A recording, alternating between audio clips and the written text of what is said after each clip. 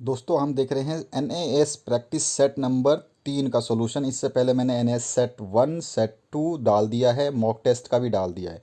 यानी NAS के लिए 3 पेपर मैंने सॉल्व कर दिए हैं।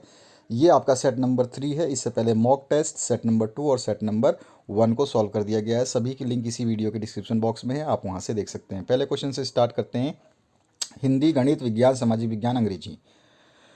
इसमें दिया गया है भारत में गुरु शिष्य संबंधी। ये वाला जो पैसेज है ये पहले आपका जो पहला सेट है उसमें भी आ चुका है, वही वाले आंसर्स इसमें भी हैं। तो चलिए इसको देख लेते हैं। गुरु शिष्य संबंध जो है उसके बारे में दिया गया है। तो चलिए स्टार्ट करते हैं इसके क्वेश्चंस के आंसर्स को। जैसा कि ये आप सेट देख रहे हैं, ये आपके पास सभी के पास सेट होगा और 1 नंबर जो सेट देखा है उसमें भी यही पैसेज आया हुआ है और सेट नंबर 3 में भी यही पैसेज आया हुआ है। भारत में गुरु शिष्य संबंध आजकल किन लोगों में पाया जाता है? तो साधु में भी पाया जाता है और सत जो संगीतकार हैं वो संगतकार उनको उनके अंदर भी पाया जाता है और पहलवानों में भी पाया जाता है। आप चाहेंगे तो यहाँ देखेंगे, यहाँ पर मिसप्रिंट है। मिसप्रिंट तो आपके सभी में मिल जाता है। आप देखोगे तो हर पेपर में आपके लगभग मिसप्रिंट मिल जाता है। तो यहाँ पर देखोगे, आप पूरे पैसेज के पढ़ोगे तो यहाँ पर इसी के अंदर सारा का सारा यहाँ पे आज जो है साधुओं, पहलवानों और संगतकारों में ही थोड़ा सा बहुत पाया जाता है ना। तो यहाँ पे इसका आंसर हो गया, सभी के आंसर हो गए। इसके बाद आते हैं 2 नंबर पे। ईसा मसीह अपने शिष्यों को क्या मानते थे? तो वो महान मानते थे। विवेकानंद को कौन लोग पसंद करते हैं? तो उनके जैसे शक्ति वाले लोग जो है उसको पसंद करते हैं। निम्नलिखित वाक्य से एक सरल वाक्य बनाइए। गांधी जी या मतलब गांधी जीवन की क्षमता जिनमें है उन्हें गांधी जी अच्छे लगते हैं। तो इसका सरल वाक्य जो हम बना सकते हैं, गांधी बनने की क्षमता वाले लोगों को गांधी जी अच्छे लगते हैं। बी ऑप्शन करेक्ट हो जाएगा। आगे बढ़ते हैं 5वें क्वेश्चन पे। 5वां जो क्वेश्चन है इसमें पूछा गया आपसे, इस गद्यांश का उपयुक्त शीर्षक जो है शिष्यों। तो यहाँ पर शिष्यों की महिमा जो है यहाँ पर आएगा। शिष्यों की महिमा क्या है वो आपका आंसर आएगा। यहाँ पे अगर हम इस गद्यांश का उपयुक्त शीर्षक जो है गुरु शिष्य संबंध ज़्यादा बेटर रहेगा, तो आप गुरु शिष्य संबंध ही करेंगे। इसमें ज़्यादा गलती करने की मिस्टेक नहीं है। मैं यहाँ से हटा रहा हूँ इसको, आंसर को यहाँ कर रहा हूँ। तो गुरु शिष्य संबंध आपको करना है, ये मेरी तरफ से इसका आंसर है। अब आते हैं, यहाँ पे देखोगे आप, शिष्यों की महिमा नहीं है, ये गुरु शिष्यों के बारे में है सब कुछ। आप देखोगे तो यहाँ पर शिष्य कितना महंगा और महत्वपूर्ण है एक गुरु के लिए, यहाँ पे लिखा गया है। और संतानहीन रहना उन्हें दुख नहीं देता, पर बगैर शिष्य के लिए एकदम तैयार नहीं होते। ठीक है, तो यहाँ पर जो है गुरु शिष्य संबंध जो है ये सही है। ठीक है, इसके बाद आते हैं नीचे दिए गए, ये है गति प्रबल पैरों में भरी, फिर क्यों रहूं दर दर खड़ा। ये वाला काव्यांश पढ़ने के बाद में इसके आंसर्स देने थे, तो इस काव्यांश को तो आप पढ़ लोगे, इसके आंसर्स मैं बता रहा हूँ। क्वेश्चन नंबर 6 है, कवि के पास ऐसा क्या है जिससे उसके लिए रास्ते पर आगे बढ़ना आवश्यक हो गया है? तो उसका लक्ष्य अभी उसे नहीं मिला है। दूसरा क्वेश्चन है, कवि कब तक विश्राम नहीं लेना चाहता? जब तक उसे मंजिल ना मिल जाए। यही पैसेज आपका जो है सेट 1 में भी आया है। मुझ पर विधाता वाम है, कवि को ऐसा कहना व्यर्थ क्यों लगता है? तो सभी को सुख दुख सहन करना पड़ता है इसलिए। 9वां क्वेश्चन है, आप कवि क्या पाने के लिए भटक रहा है? तो कवि जो है सुख पाने के लिए भटक रहा है और विराम का तात्पर्य है रुकना। ठीक है, अब आते हैं हम, ये वाला भी पैसेज जो ये वाला आप जो कोरोना का देख रहे हैं, ये वाला भी पहले पैसेज में आया हुआ है, पहले वाले सेट में आया हुआ है। तो वहाँ पर भी आप इसका आंसर देख सकते हैं, यहाँ पे भी आंसर देख सकते हैं। 11वां क्वेश्चन है, इस विज्ञापन का मुख्य उद्देश्य क्या है? तो कोविड टीकाकरण के दिशा निर्देश को समझाना। कोविड टीकाकरण केंद्र जाने से पहले क्या करना चाहिए? तो अपने टीकाकरण की तिथि एवं समय बुक कर लेना चाहिए। ठीक है, सब कुछ बुक करके ही जाए तो बेहतर होगा। उसके बाद में 13वां क्वेश्चन, निम्नलिखित में से कौन सा कथन गलत है? तो टीका लगने के बाद टीकाकरण केंद्र से तुरंत वापस चले जाएं, ये गलत है। उसके बाद 14वां क्वेश्चन है, क्या करने से कोविड का प्रसार रोका जा सकता है? तो मास्क लगाने से, निर्धारित समय पर टीका लगाने से, सामाजिक दूरी अपनाने से, सभी से रोका जा सकता है। तो उपयुक्त सभी डी ऑप्शन करेक्ट हो जाएगा। 15 क्वेश्चन है, मास्क भी दवाई भी कड़ाई भी, इसका क्या अर्थ है? तो इसका अर्थ है कि टीका लगवाने के बाद भी मास्क लगाएं, सामाजिक दूरी रखें, ये सभी अर्थ है। तो डी ऑप्शन करेक्ट हो जाएगा। 16वां क्वेश्चन है, यदि एक वस्तु 720 रुपये में बेची जाए तो 10% की हानि होती है, यदि इसे 900 रुपये में बेची जाए तो कितने प्रतिशत का लाभ होगा? तो यानी कि कोई वस्तु है जिसको 720 रुपये में अगर बेचते हैं तो 10% की हानि होती है। यानी 720 रुपये में बेची जाए तो 10% हानि का मतलब हो गया 720 का 10% निकालेंगे तो लगभग लगभग आपका 72 रुपये आएगा। ठीक है, यानी कि 10% का मतलब 72 रुपये हानि हो रही है। तो इसमें अगर हम इसे 900 रुपये में, उसी चीज़ को 900 रुपये में बेचें तो कितने प्रतिशत का लाभ होगा ये हमें बताना है। तो यहाँ पर हमें जो लाभ होगा वो टोटल कितना होगा, 12.5%। ये आपका कितना होगा, 12.5%। कितना हम बढ़ा रहे हैं मूल्य को, लगभग 180 रुपये बढ़ा रहे हैं। ठीक है, तो 180 रुपये अगर हम बढ़ाते हैं तो 900 रुपये में अगर इसको बेचते हैं तो अप्रोक्सीमेटली 12.5% हमको लाभ होगा। 17 क्वेश्चन है, 5% वार्षिक दर से बढ़ते हुए किसी गांव की जनसंख्या वर्ष 2019 में 20,000 हो गई। 5% के हिसाब से बढ़ रही है। बताइए इसी दर से अगर वृद्धि जारी रहे तो 2021 में, यानी कि 2019 से 2021 में कितनी जनसंख्या हो जाएगी। हर साल अगर आप 20,000 जो 2019 है 2019 में 5% निकाल लो इसका, तो ये लगभग लगभग आपका 5% कितना आ जाएगा, 100 के आसपास आ जाएगा। अब करके देखो, तो 5% जो है 20,000 का कितना आ जाएगा, 20 गुणा 5/100, 100 से 100 का 200, तो ये 200, 200 गुणा 5, 5 दूनी 10, 1,000 के आसपास आ जाएगा। 1,000 के आसपास जो है आपकी जनसंख्या वृद्धि हो रही है। तो इस हिसाब से 2021 तक हम बढ़ रहे हैं तो हमारे पास जो है इसकी जनसंख्या वृद्धि जो है लगभग लगभग आपकी 22,050 हो जाएगी। ठीक है, तो यहाँ पर इसका सही आंसर आपको ये करना है। आगे बढ़ते हैं नेक्स्ट क्वेश्चन की तरफ। 18वां जो क्वेश्चन है यहाँ पर है, आप एक समलंब चतुर्भुज के आकार के खेत का क्षेत्रफल जो है आपका 240 वर्ग मीटर है। मैं आपको केवल आंसर्स बता रहा हूँ।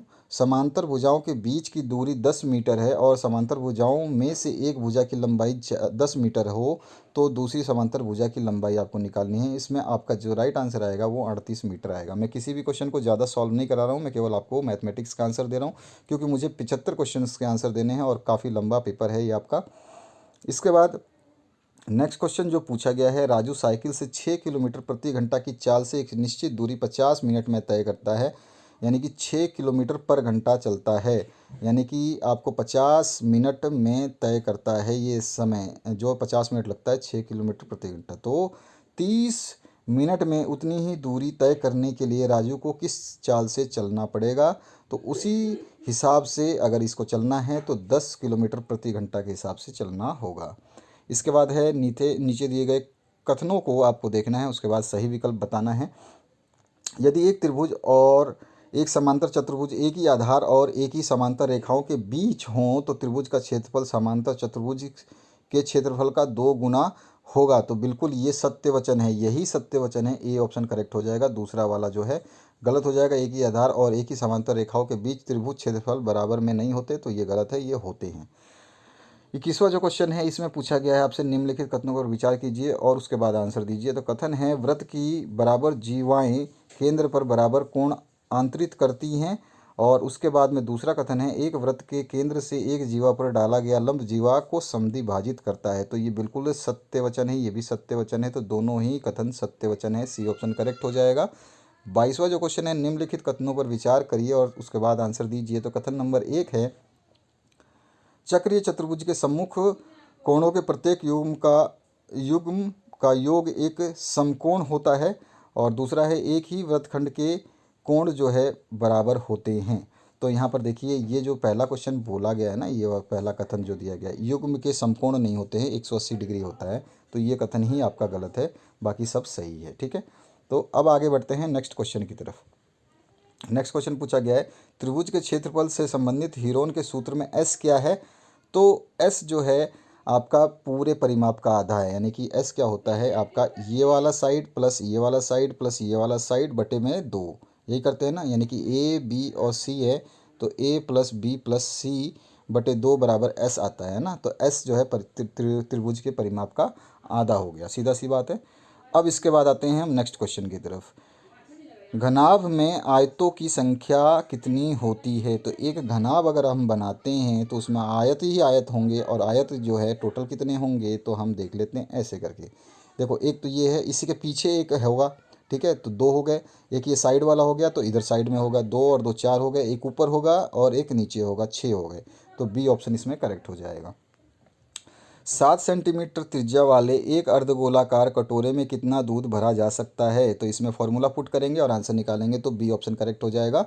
इसमें जो बी ऑप्शन आएगा इसमें आपका आंसर आ जाएगा कि 766 घन सेंटीमीटर। क्योंकि घन सेंटीमीटर इसलिए आएगा क्योंकि ये आपका वॉल्यूम है, ठीक है। इसके बाद आते हैं नेक्स्ट क्वेश्चन की तरफ। 10 लोगों द्वारा 10 चॉकलेटों में से उनके द्वारा खाए गए चॉकलेटों की संख्या इस प्रकार है। तो कोई मतलब 10 लोग में से कोई 7 खा रहा है, कोई 6 खा रहा है, इस तरह से इस आंकड़े का बहुलक क्या होगा? तो बहुलक जो है सबसे ज़्यादा बार आने वाली संख्या होती है। तो यहाँ पे ये आ रहा है, ये आ रहा है, ये आ रहा है, तो 7 सबसे ज़्यादा बार आ रहा है, तो बहुलक 7 हो जाएगा। इसके बाद निम्नलिखित कथनों पर विचार कीजिए और तदनुसार सही विकल्प का चयन कीजिए। तो यहाँ पे साइन ए या कोस ए का मान कभी भी 1 से अधिक नहीं होता, और दूसरा है सेक ए और कोसेक ए का मान सदैव 1 से अधिक या 1 के बराबर होता है। तो ये दोनों कथन बिल्कुल सही है। आप टेबल चाहें तो इस क्वेश्चन पेपर का जो ये साइन वाला कोस वाला टेबल भी आप देख सकते हैं। मैंने उसके लिए वीडियो बनाया है, आपके प्लेलिस्ट में मिलेगी, चाहें तो आप बुक से भी देख सकते हैं। तो सी ऑप्शन करेक्ट हो जाएगा।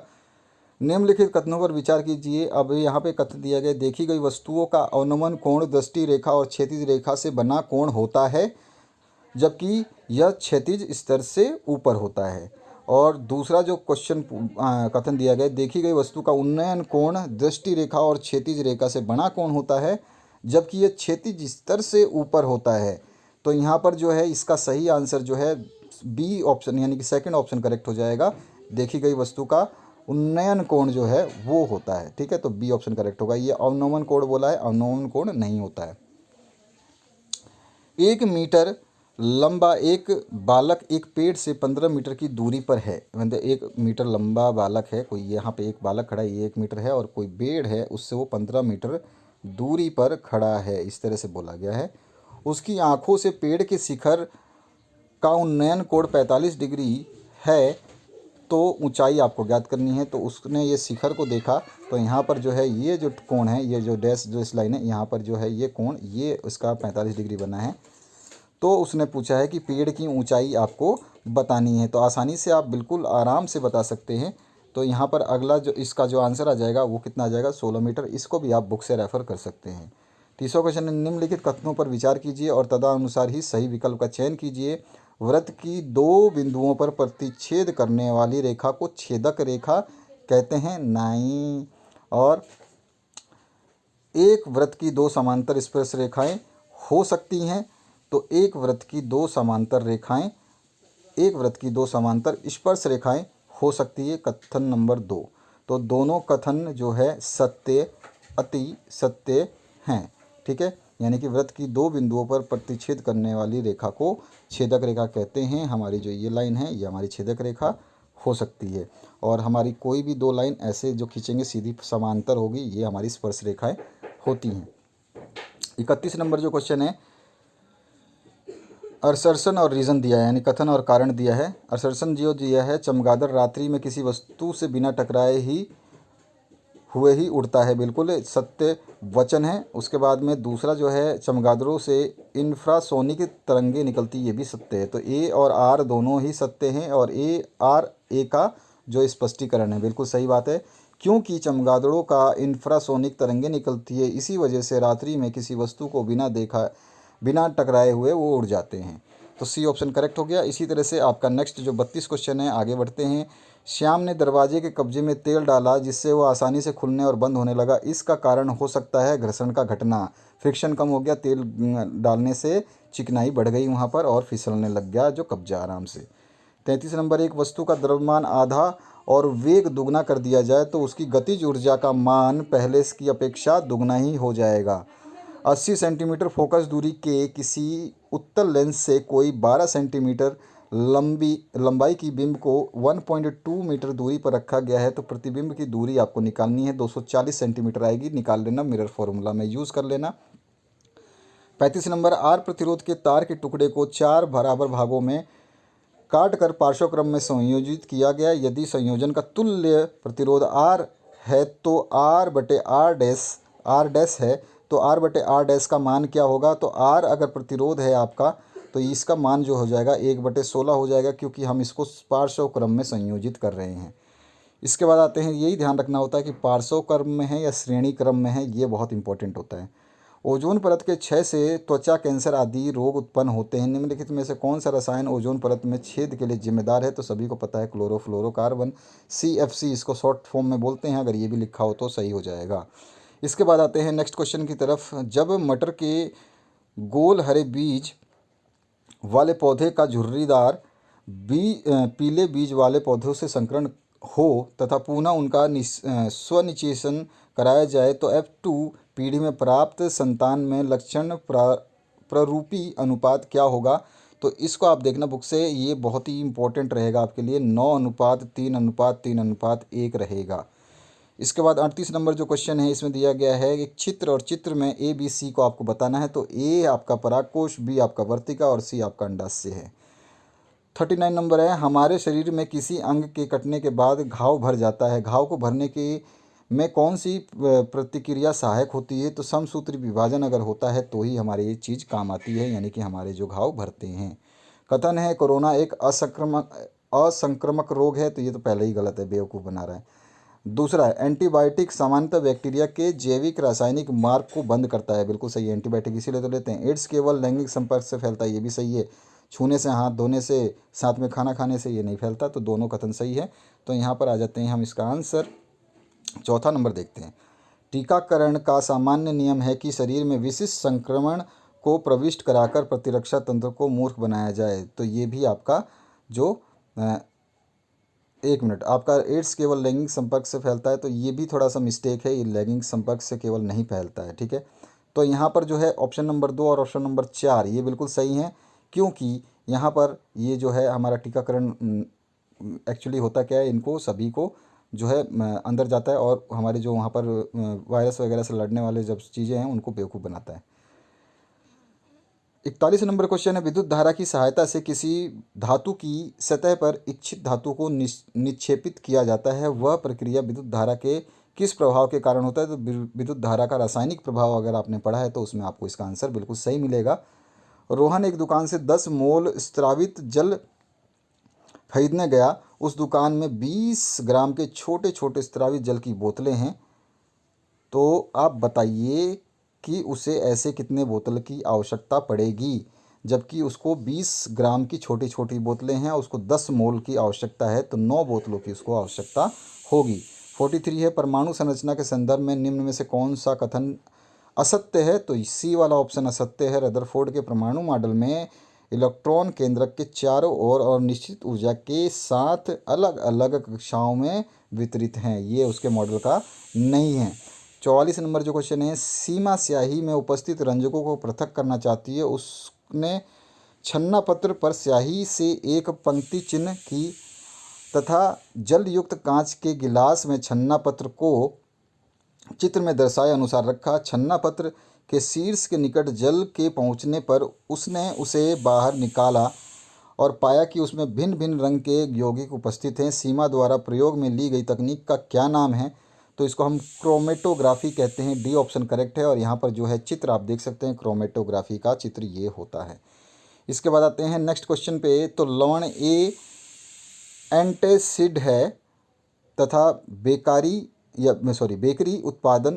उत्पाद बनाने में काम आता है। इसे गर्म करने पर अन्य लवण बी देता है जो स्वयं जल की कठोरता को हटाने में प्रयुक्त होता है। साथ में गैस सी मुक्त होती है जो चूना जल को दूधिया कर देती है। लवण ए की पहचान कीजिए। तो सभी को पता होगा हाइड्रोजन कार्बोनेट होता है ये, सोडियम हाइड्रोजन कार्बोनेट। उसके बाद आते हैं नेक्स्ट क्वेश्चन की तरफ। यहाँ पर कथन दिया है, ब्रिटिश क्राउन ने कंपनी से भारत पर शासन करने के सभी अधिकार वापस ले लिए। और दूसरा है 1857 के विद्रोह के कारण कंपनी पर से भारतवासियों का विश्वास खत्म हो गया।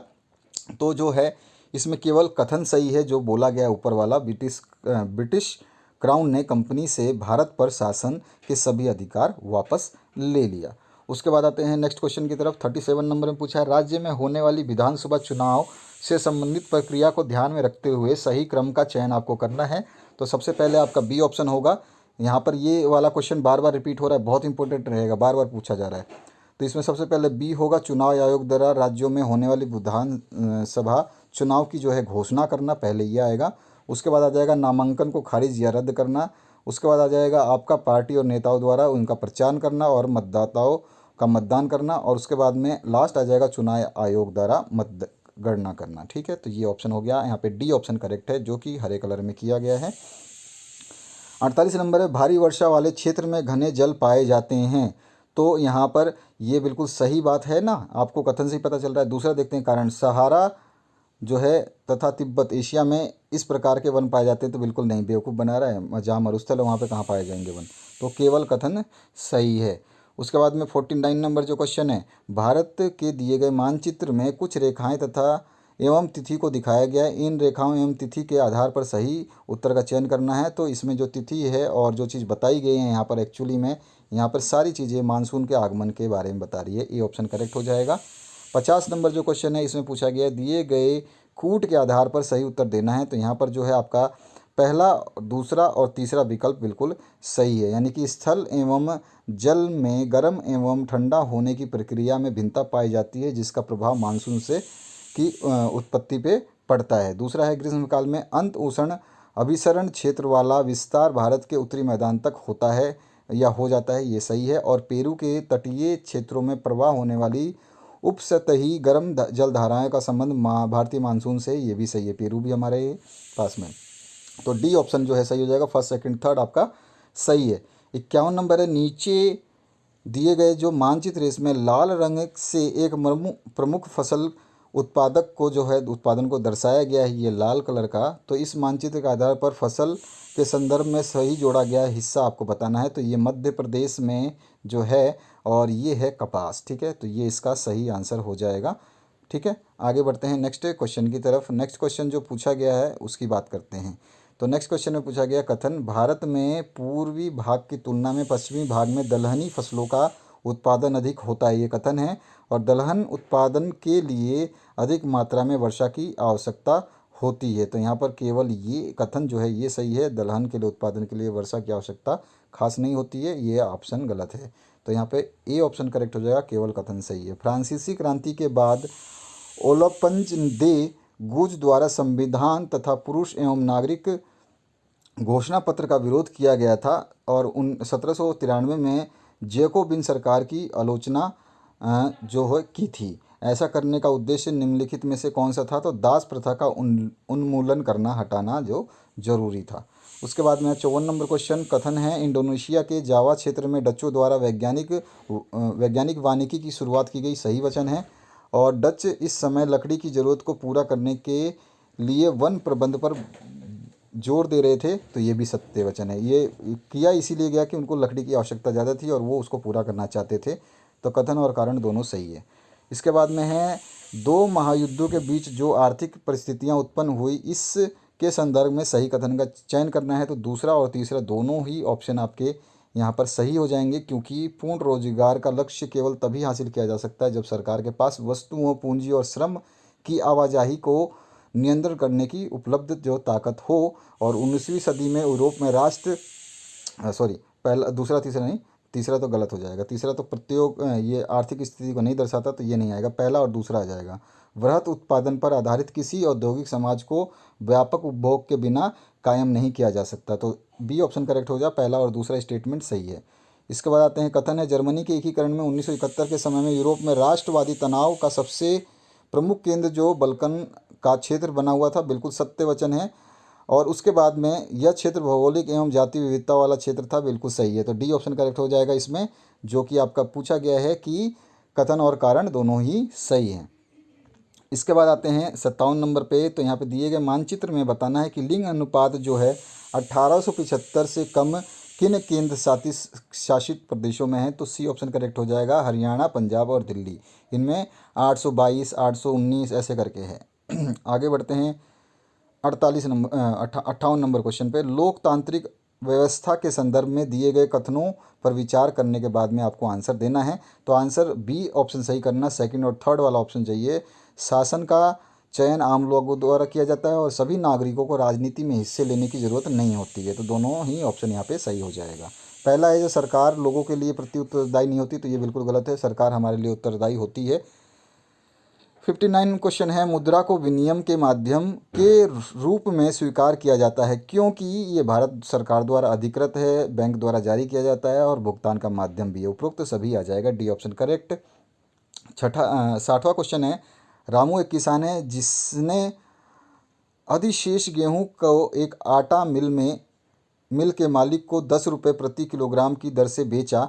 मिल मालिक ने गेहूं को आटा में बदलकर बिस्कुट कंपनी को 15 रुपये प्रति किलोग्राम की दर से बेचा और बिस्कुट कंपनी ने आटे के साथ चीनी एवं तेल जैसे वस्तु को मिलाकर के बिस्कुट के 4 पैकेट बनाए और बाज़ार में उपभोक्ताओं को 80 रुपये प्रति पैकेट के हिसाब से, यानी कि 80 रुपये टोटल, यानी कि 20 रुपये प्रति पैकेट के हिसाब से बिस्कुट को बेचा। सकल घरेलू उत्पाद की गणना में उपयुक्त में से किस वस्तु के मूल्य को जोड़ा जाएगा? तो यहाँ पर जो है सकल घरेलू उत्पाद की बात आ रही है, तो इसमें आपका मेनली जो है आटा को जोड़ा जाएगा। बी ऑप्शन करेक्ट है। तो इसमें थोड़ा सा एक मेरे को डाउट था, इसलिए मैंने नहीं लगाया। फिर भी अगर आपको डाउट लगता है तो मुझे कमेंट सेक्शन में बताएंगे। आगे बढ़ते हैं नेक्स्ट क्वेश्चन की तरफ। तो यहाँ पर है, रीड करना है पैसेज को। यहाँ पर दिया गया है, of all the tree of southern Asia the बनान इज़ यूनिक, यानी कि यहाँ पे जो बरगद का पेड़ है उसके बारे में पैसेज दिया गया है कि बरगद का पेड़ कैसे उगता है और वो फिर क्या क्या जो है उसके परिणाम हो सकते हैं और उसके रूट्स कहाँ फैलते हैं और उसके फल क्या करते हैं, ये सब चीज़ें इसमें थोड़ा सा दिया है, ज़्यादा नहीं दिया।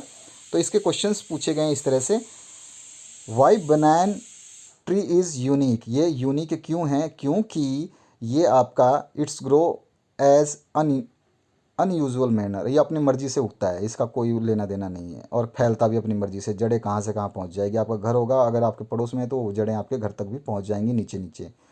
और बी पार्ट जो है, it provides shade from the burning sun, छाया तो देता ही है। ठीक है, तो दोनों ऑप्शन करेक्ट हो जाएंगे, डी ऑप्शन में हमारा सही हो जाएगा। 62 number, which of the following sentences suggest the banyan is closely connected with man.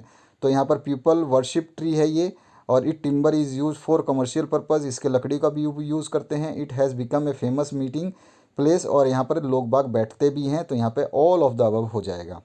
Which of the following is false for the strangler fig, तो its grows in usual manner, ये usual manner में नहीं grow होता, unusual manner में होता है, यहाँ पे लिखा हुआ है, पैसेज में भी लिखा हुआ है।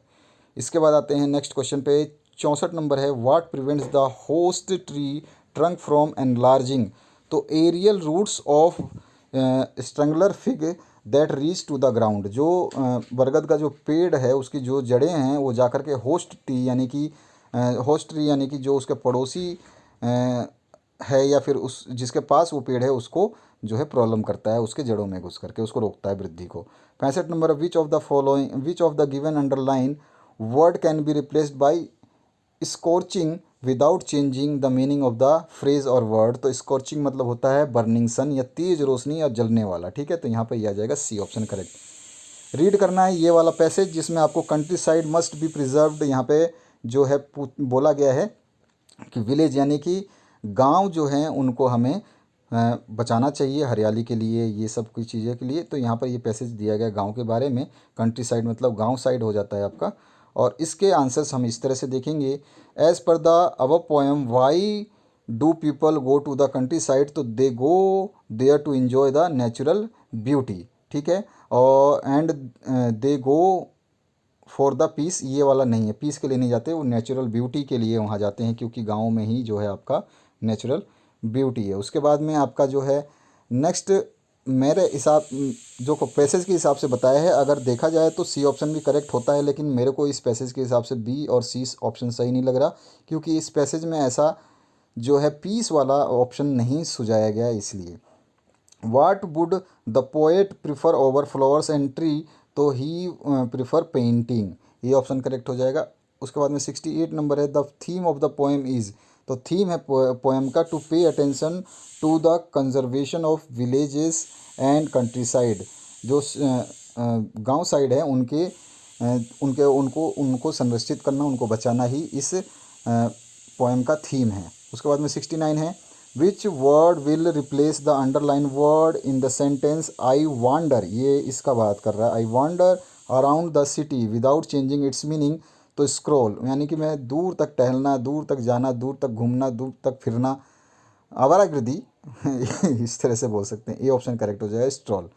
इसके बाद आता है 70 नंबर क्वेश्चन पे, study the following statement and then answer. The poet gives the impression on the country side is full of grass. तो ये बिल्कुल सही है। The poet says country side is full of vegetation, flowers, plants and tree. ये गलत है, इसमें उसको बोल ही रहा है वो चीज़, हमारे को इसकी ज़रूरत है, तो इसलिए फर्स्ट ऑप्शन ही सही हो जाएगा, यानी कि first option is true and second is the false. इसके बाद में एक पैसेज और दिया गया है आपसे, the body is very ancient. हमारी जो बॉडी है यानी शरीर है बहुत पुराना है, because you moved once as a rock. क्योंकि ये आप पहाड़ों की तरह मूव हो सकते हो, चल सकते हो। बॉडी वाज देयर, अगर आप कहीं जाते हो तो भी आपका बॉडी आपके साथ रहता है। तो इस तरह से ये पैसेज दिया गया बॉडी के बारे में। और study the following statement, man has created trees. तो नहीं, ये तो मैन ने क्रिएट नहीं किया। When the body became alive the mind started functioning. तो यहाँ पर देखिए सेकंड इज़ ट्रू और फर्स्ट इज़ फॉल्स, ये वाला सी ऑप्शन करेक्ट हो जाएगा। 72 नंबर क्वेश्चन है, the choose the correct option. तो यहाँ पर जो है कि इसमें बताया है कि evolution of life taken place. तो एवोल्यूशन यानी कि जो है ज़िंदगी की शुरुआत कैसे हुई है, तो पहले प्लांट्स हैं, फिर एनिमल्स हैं, फिर मैन है, फिर माइंड है, ठीक है। तो इस तरह से बी ऑप्शन करेक्ट हो जाएगा। Choose the true statement. तो इस स्टेटमेंट में एक ही ट्रू है, mind depends on the body for everything it wants. यानी कि माइंड जो है वो बॉडी पर डिपेंड करता है, जो वो चाहता है वो कुछ भी के लिए, जो चीज़ चाहता है उसके लिए माइंड जो है बॉडी पे डिपेंड करता है। और उसके बाद में choose the statement which is not true. तो यहाँ पर कोई ऐसा ट्रू है ही नहीं, सारे स्टेटमेंट फॉल्स हैं, तो नन ऑफ द अबव मैंने लिख दिया है, डी ऑप्शन करेक्ट हो जाएगा। और लास्ट जो क्वेश्चन है इसमें पूछा गया which word among the following means same as ancient. Ancient मतलब पुराना, और बाईगोन मतलब भी पुराना ही होता है। बाकी कॉम्पिटेंटरी मतलब ये प्रेजेंट में होता है, रिजेंट मतलब प्रेजेंट हो जाता है, और सॉलिटरी जो है ये इन तीनों वर्ड से बहुत अलग है, तो इसको हम नहीं लिखेंगे। तो बी ऑप्शन इसमें करेक्ट हो जाएगा। सेट 1 2 3 तीनों NS के डाल दिए गए हैं। डिस्क्रिप्शन में आपके क्लास की लिंक है, उसमें जा करके देखिए। मॉक टेस्ट का पेपर भी डाल दिया है। आपके जैक बोर्ड ने आज घोषणा की है कि मॉडल पेपर आपके जारी किए जाएंगे, उनको सॉल्व करके डालूंगा, उनको बड़े बढ़िया से प्यार से तैयार करना। उसके अलावा जो साउदी परीक्षाएं हो रही हैं 2-4 डिस्ट्रिक्ट में, उनके पेपर मैं डाल चुका हूं, सामाजिक विज्ञान का, गणित का और इंग्लिश का डाल रहा हूं, और उसके अलावा सामाजिक विज्ञान का और गणित का डाल चुका हूं। इसके अलावा आपके जितने भी मासिक टेस्ट हैं उन सभी को डाल चुका हूं। तो बने रहिए, पूरा का पूरा शेयर करिए अपने दोस्तों के साथ, बेल आइकन को दबा के रखिए ताकि आप लोगों को पता चले कि वीडियो कौन सी पहुंच रही है आप तक। आप लोग अगर व्हाट्सएप पे मैसेज करेंगे तो मेरे पास इतना समय नहीं है कि मैं आप लोगों को उसका रिप्लाई दूं। व्हाट्सएप नंबर केवल आपको इसलिए दिया गया है ताकि आपका कोई क्वेश्चन पेपर ऐसा रह गया है जिसका सॉल्यूशन आपको नहीं मिला है, तो उस क्वेश्चन पेपर को हम सॉल्व कर देंगे। Thank you very much, have a good day.